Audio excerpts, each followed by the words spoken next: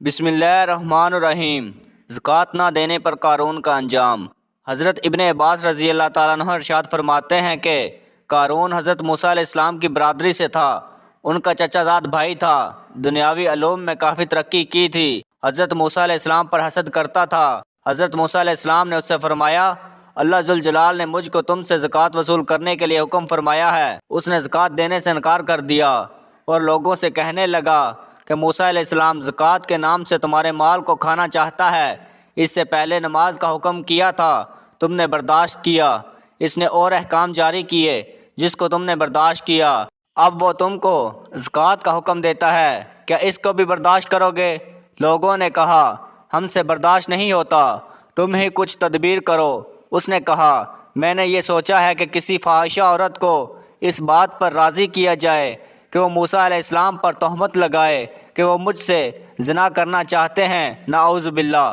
چنانچہ لوگوں نے ایک فاحشہ عورت کو بہت انعام و اکرام دے کر راضی کیا۔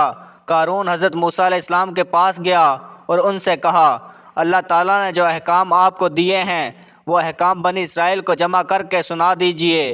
حضرت موسیٰ علیہ السلام نے اس کو پسند فرمایا اور سارے بنی اسرائیل کو جمع کیا۔ جب سب لوگ جمع ہو گئے تو حضرت موسیٰ علیہ السلام نے احکام بتانا شروع کیے کہ مجھے اللہ تعالیٰ نے احکام دیے ہیں کہ اس کی عبادت کرو، کسی کو اس کا شریک نہ کرو، صلہ رحمی کرو، اور دوسرے احکام بھی بیان کیے جس میں یہ بھی بیان فرمایا کہ اگر کوئی بیوی والا زنا کرے تو اس کو سنسار کیا جائے۔ تو لوگوں نے کہا، اگر آپ خود زنا کریں گے تو؟ حضرت موسیٰ علیہ السلام نے فرمایا، اگر میں زنا کروں تو مجھے بھی سنسار کیا جائے۔ لوگوں نے کہا، آپ نے بھی زنا کیا ہے؟ حضرت موسیٰ علیہ السلام نے تعجب سے پوچھا، میں نے زنا کیا ہے؟ لوگوں نے کہا، ہاں آپ نے زنا کیا ہے۔ پھر لوگوں نے اس فاحشہ عورت کو بلا کر پوچھا، حضرت موسیٰ علیہ السلام کے متعلق کیا کہتی ہو؟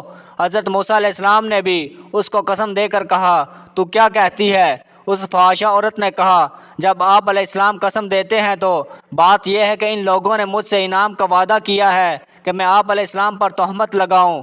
آپ علیہ السلام اس الزام سے پاک ہیں۔ یہ سن کر حضرت موسیٰ علیہ السلام روتے ہوئے سجدے میں گر گئے اور اللہ ذوالجلال کی طرف سے حضرت موسیٰ علیہ السلام کو سجدے میں وحی آئی کہ رونے کی کیا بات ہے، تمہیں ان لوگوں کو سزا دینے کے لیے ہم نے زمین پر تسلط دیا، تم جو چاہو زمین کو ان کی سزا کے متعلق حکم دو۔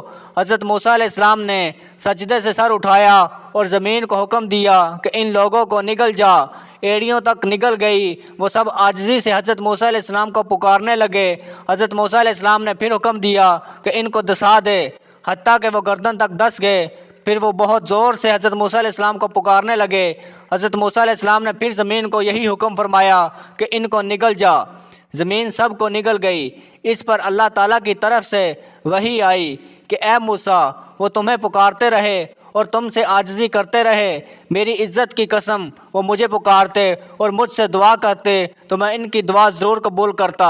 اللہ تعالیٰ ہم سب کو نیک ہدایت عطا کرے، آمین۔